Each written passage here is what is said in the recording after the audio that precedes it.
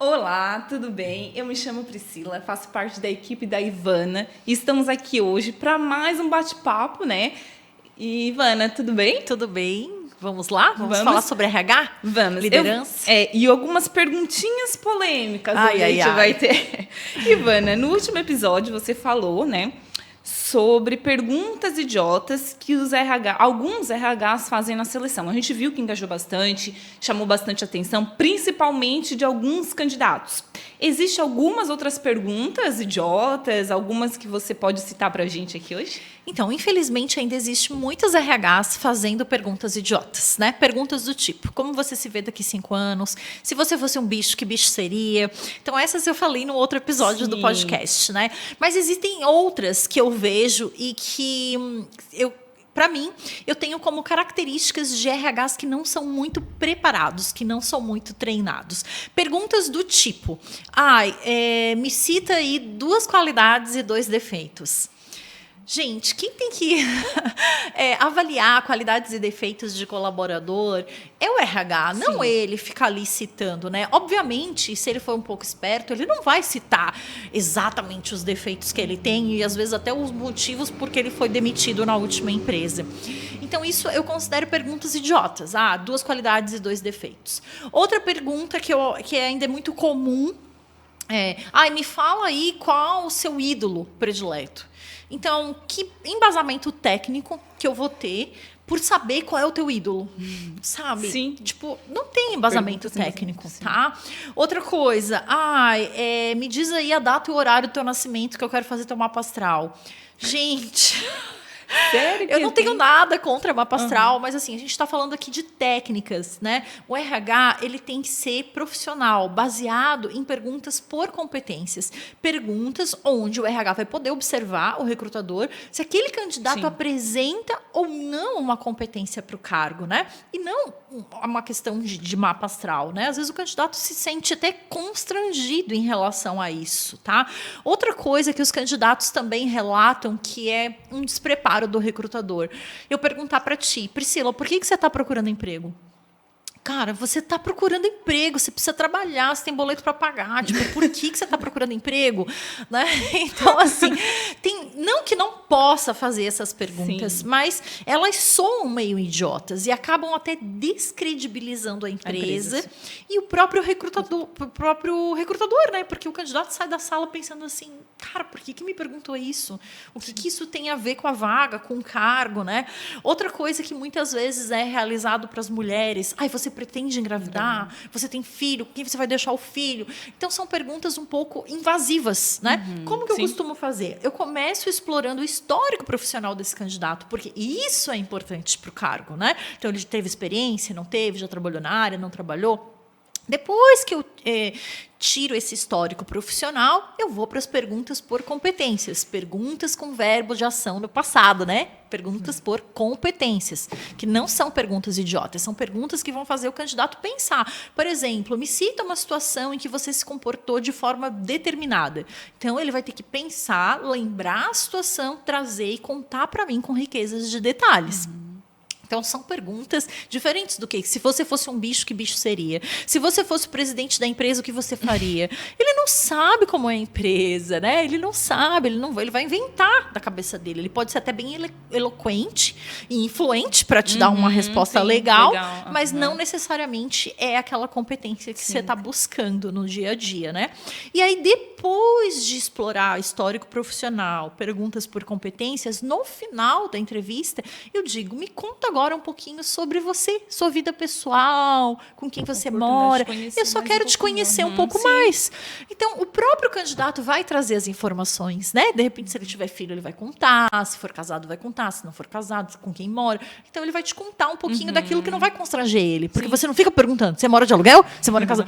Sabe, esses dias, uma profissional me falou assim, gente, eu fui para entrevista e me perguntaram se eu morava de aluguel ou a minha casa era própria. Eu não entendi para que isso.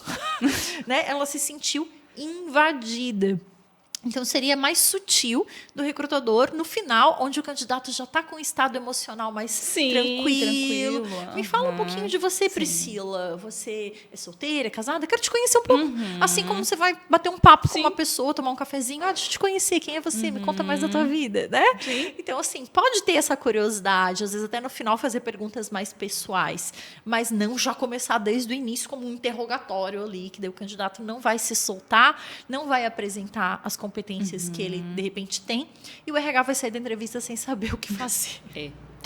Ivana, então a gente ainda falando um pouquinho sobre essa questão de recrutamento, de seleção. Eu sei que muitas empresas ainda aplicam dinâmicas de grupo, né? Existem algumas dinâmicas de grupo consideradas idiotas, vamos dizer assim, já que a gente está falando. Se existem as perguntas na entrevista que são idiotas, imagina as dinâmicas de grupo idiotas que existem, Priscila. Muita dinâmica de grupo idiota. Né? Fazem os candidatos passar por um constrangimento. Né? No senso comum, a gente diz pagar mico em público. Né? Venda um shampoo alisante para uma pessoa careca. Tipo, aí o candidato vai ficar lá na frente dos outros tentando vender, né? Venda um avião pegando fogo. Gente, eu já presenciei dinâmicas assim. De novo, isso é despreparo do profissional. Né? Indico para vocês, leiam meu livro, porque assim, você só vai aplicar uma técnica de dinâmica de grupo se essa técnica tiver muito a ver com a vaga. Por exemplo, se eu estou recrutando um analista fiscal, ele precisa ter o quê? Na maioria das empresas, né? Claro que cada empresa tem a sua descrição, mas enfim, o analista fiscal ele vai ter que ter raciocínio lógico, agilidade, familiaridade com números. Ele, teoricamente, seria até melhor que ele fosse uma pessoa mais introvertida do que extrovertida, mas isso também não interfere. Enfim, para que eu vou fazer uma técnica de dinâmica de grupo para uma vaga que tem esses requisitos? Sim. Não é necessário. Agora, claro, uma vaga que eu preciso ver comunicação, o poder de influenciar, a persuasão. Talvez eu possa encaixar uma técnica para ver a pessoa se comunicando, para ver, de repente, a pessoa lê um trecho de uma revista ou de um artigo e explana isso, para ver a comunicação verbal, a postura. Mas, assim, tudo tem que ser de acordo com a vaga. Né? E outra coisa que eu acho pior do que a seleção de grupo idiota. Eu acho pior quando o RH não informa para o candidato que vai ser uma seleção em grupo. E o candidato, muitas vezes, ele separa ali, talvez, 1 horinha do dia dele, achando que vai ser lá uma entrevista, e aí ele chega lá, é uma dinâmica com, sei lá, mais 20 pessoas, que vai durar 2 horas. Então, isso eu acho até um desrespeito com o candidato. Então, sempre que for fazer uma seleção de grupo, informar para o candidato que é de grupo, porque muita gente não vem, não quer participar, até por causa desse histórico que o RH tem, né, de muitos profissionais que, de repente, às vezes não são nem RH, né? Às vezes é alguém que não estudou, não tem formação e está lá fazendo esse papel de contratar, e daí ele vê outras pessoas fazendo e acaba repetindo. E aí muitos candidatos nem querem participar quando é de grupo. E outra, porque o candidato, a gente precisa informar para ele o tempo que ele vai passar na empresa, né? Sim. Não é porque ele está precisando de emprego que significa que ele tem o dia inteiro livre ou uma tarde inteira para fazer seleção de grupo. Então, eu acho isso até que é pior, assim, até mais... Não sei o que é mais desrespeitoso, certo? Mas também aqui defendendo o RH, como eu falei. Nem todo mundo que faz essas perguntas idiotas, nem todo mundo que faz essas dinâmicas de grupos idiotas são profissionais de RH. Às vezes o candidato até pensa que são, mas no fundo não são. São pessoas que, de repente, estavam lá na empresa, tempo de casa, colocaram para fazer RH e essa pessoa ainda não se profissionalizou, né? Mas eu entendo que cada vez mais, na atualidade, as empresas elas precisam olhar com cuidado para isso, né? Porque tem um monte de vaga, põe lá um estagiário a fazer. Não, peraí. Né? Olha a marca empregadora da empresa. Olha a imagem da empresa na comunidade. Principalmente em cidades pequenas, que todo mundo conhece todo mundo. Então, você faz umas coisas assim, as pessoas já vão criar um repúdio pela marca da empresa. Né? Então, o RH precisa ter muito cuidado e os donos de empresa também têm que ter uma boa avaliação de quem eu vou colocar para fazer recrutamento na minha empresa. Porque, às vezes, o dono da empresa não tem ideia de que o RH está fazendo perguntas idiotas, de que o RH não está respeitando os candidatos. Né? Então, às vezes, o dono não tem ideia. Sim. A gente ainda falando sobre a questão do desrespeito, né? Desrespeito com o candidato. Tem algum outro tipo de desrespeito que tu já tenha presenciado? Algum desrespeito que seja considerado comum? Sim. Infelizmente, tem algumas empresas, e às vezes, como eu falei, às vezes o proprietário não tem noção do que o RH está fazendo, e às vezes o proprietário ou os dirigentes são os que têm, eles têm noção e eles prejudicam o trabalho do RH. Então, assim, eu já prestei serviço para a empresa que o gestor fazia o candidato ir 3 vezes na empresa. Tipo, para que fazer a pessoa ir 3 vezes? Entendeu? Tipo, a pessoa vai para uma entrevista, depois vai numa segunda etapa para uma entrevista com o requisitante. Quanto menos etapas, melhor. Para que eu vou fazer a pessoa se deslocar 3 vezes? 5 vezes ir lá na empresa. Daí vai uma vez para seleção de grupo, uma vez para entrevista, uma vez para teste, uma vez para falar com o gestor. Eu acho isso um desrespeito com a pessoa. Certo? Às vezes a pessoa não tem carro, vai pagar para se deslocar. Então, isso tem que ser observado e o RH tem que falar para os diretores. Não, mas espera aí, por que eu vou fazer o candidato vir? Ou, às vezes, o diretor diz, marca a entrevista com ele amanhã às 2h. Aí, chega amanhã às 2h, o candidato na recepção, cadê o diretor? Sabe? Daí o RH paga de culpado. Sim. Porque agendou, mas o diretor tinha confirmado.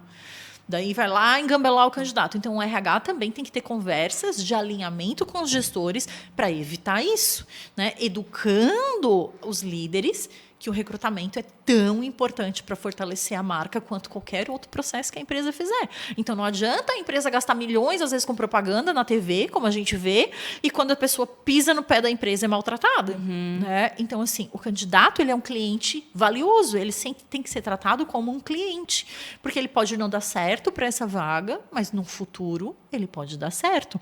Hoje, especificamente, eu dou consultoria para uma empresa, né, que na realidade não é uma empresa, é um grupo, né, que tem mais de 3 empresas.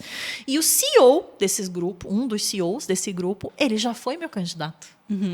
Né? Há mais de 10 anos atrás, eu entrevistei ele para uma vaga de representante comercial. E quando eu fui fazer a minha proposta nessa empresa, no final, eu não lembrava dele.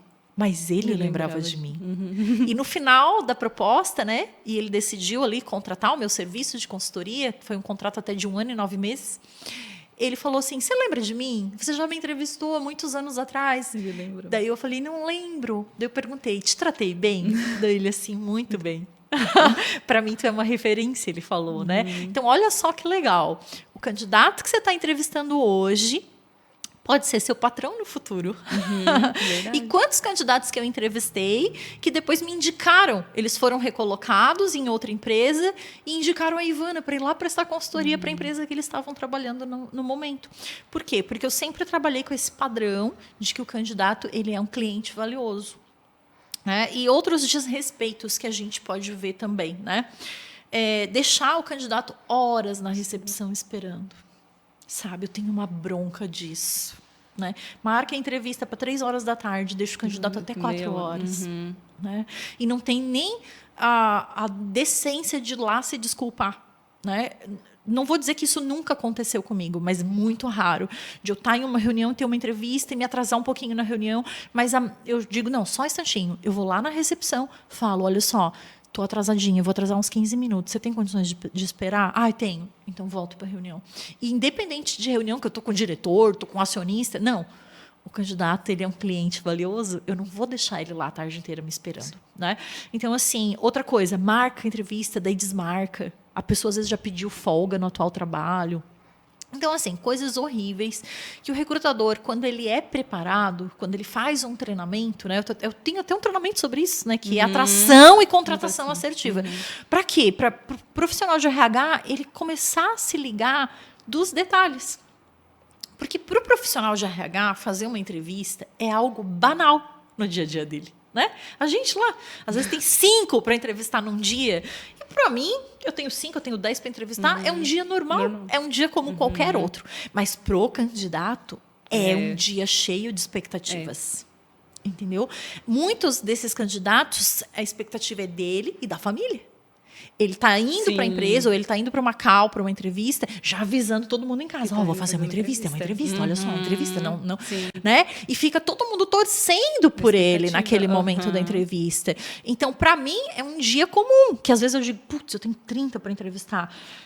Mas pro candidato é um momento único. O recrutador esquece. O candidato não esquece. Ele vai passar 10 anos na frente da empresa. Se ele for maltratado, ele vai olhar para a empresa e vai pensar assim, uma vez eu fiz entrevista aqui e nunca me deram retorno. 10 anos. Né? O recrutador não vai lembrar que não deu retorno, mas o candidato lembra. Então, são detalhes, mas são, como eu botei aqui, princípios. Né? É trabalhar com princípios dentro do recrutamento e seleção, entendendo que é uma coisa que tem bastante, é uma atividade que muita empresa considera operacional, mas ela é importante. Né? Assim como o atendimento ao cliente é importante, o atendimento na experiência do candidato é muito importante. Sim. Ivana, mais uma coisinha, né, para a gente encerrar por aqui. Só mais uma pergunta. Nessa questão assim, de vaga, do RH está se sentindo pressionado, né? Porque, vamos supor, às vezes tem 30 vagas para fechar no mês, 15, e tem, sim, a pressão do gestor, tem a pressão dos diretores. Então, o que tu pode falar para esses RHs? Como que eles podem se posicionar, né? Quando eles se sentem pressionados até mesmo a fazer recrutamento e seleção de qualquer jeito. Porque eles têm que dar um jeito de fechar aquelas 30 vagas no mês. Né? E, no fim, acaba fazendo na correria. Né? Então, o que tu pode indicar, falar para esses RHs? Então, uma vez eu tive uma aluna que ela me falou assim, eu fiquei chocada. Ela disse que a gestora dela, gerente de RH, formada, tinha outra formação, não é formação em RH, né? Falou para ela assim, você não pode ficar mais de 5 minutos entrevistando. Olha só, ela tinha que fazer entrevista de menos de 5 minutos, porque senão a gestora dela dizia que estava errado, que ela tinha que fazer entrevista rápida. E ela uma vez chegou para mim assim, desesperada. Eu falei, não, tá tudo errado. Como que você vai saber se o candidato tem ou não o perfil em 5 minutos? Né? Isso não existe. Né? Você tem que se posicionar e conversar com essa gestora. Outras alunas, quando começaram a estudar comigo, diziam assim, nossa, eu tinha que fechar 10 vagas em 3 dias. Tá? Outra coisa que é humanamente impossível. Como que você vai achar 10 candidatos no mundo atual, onde as pessoas muitas vezes não querem nem vir para a entrevista, achar 10 pessoas de um dia para o outro? Né? Tipo assim, a gente não faz mágica, não aprendi ainda. Se tem uma mágica, até me contem, né? Então, assim, isso é falta de posicionamento do próprio RH, tá? Mas quando eu digo assim, que é do posicionamento do próprio RH, eu não estou falando de ti, Priscila. Eu estou falando de uma cultura brasileira onde o RH é visto como aquele que tem que dar conta de tudo. O famoso RH faz tudo. O famoso RH faz tudo. As empresas, elas não querem um profissional de RH, elas querem um RH faz tudo. E nós, que eu digo, a nossa classe, nós temos que começar a nos posicionar. Fazendo o quê? Criando procedimentos. Então, assim, eu tenho um procedimento de recrutamento e seleção descrito, aprovado, eu ensino para esses gestores o que é o recrutamento e seleção, ou na cabeça deles a Ivana fica lá só conversando com as pessoas. Né? Eu tenho esse procedimento, eu treinei eles sobre esse procedimento, eu fiz treinamento de recrutamento e seleção, inclusive com eles, porque eles também fazem entrevistas. Os líderes têm que saber fazer. Então, assim, é um processo longo para mudar essa realidade, mas é possível mudar. Né? Foi por isso que eu criei o Método RH de Resultados, que é um programa completo, que tem 1 ano de acompanhamento para auxiliar esses RH faz tudo a mudar essa cultura e se tornar um RH que gera valor, que é o que eu chamo do RH de resultados. Porque não tem como você gerar valor para a empresa se você tem 30 vagas para fechar todo mês, você é sozinho, você tem que resolver todos os conflitos, você tem que fazer RHDP, você tem que fazer desligamentos, você tem que cuidar do café, cuidar da limpeza dos banheiros. Cara, é humanamente impossível. Aí você vai fazer 1000 coisas e não vai fazer nenhuma bem. Né? E o RH tem que se atentar para isso. Porque a maior parte das empresas acha que todo RH tem que ser faz tudo. Então, o RH, aos pouquinhos, tem que ir se posicionando. Por isso que dentro do Método RH de Resultados, eu trabalho também essa questão da mentalidade. De eu conhecer as minhas crenças, eu quebrar algumas crenças dentro de mim, para eu conseguir dizer um não sem me inundar de culpa. Para mim conseguir dizer um não sabendo, não, eu estou dizendo não, mas é porque é não. Eu estou dizendo não, mas eu tenho todo um embasamento. E outra coisa, eu também tenho que dizer não, mas sem ser desagradável. Porque senão a gente cai no RH mal. Que é aquele RH que só diz, não pode, não deve, não pode fazer. Aí também não dá, né? Então, se você tiver mais interesse, né? Comenta aqui com a gente, porque a gente manda mais informações do método, né? Para você deixar de ser esse faz tudo e se tornar um RH que verdadeiramente gera valor, um RH que gera resultados. É isso mesmo, Ivana. Obrigada, tá? Então, para mais esse bate-papo. Agradeço você também que assistiu e acompanhou a gente aqui. E a gente te espera na próxima. Muito obrigada.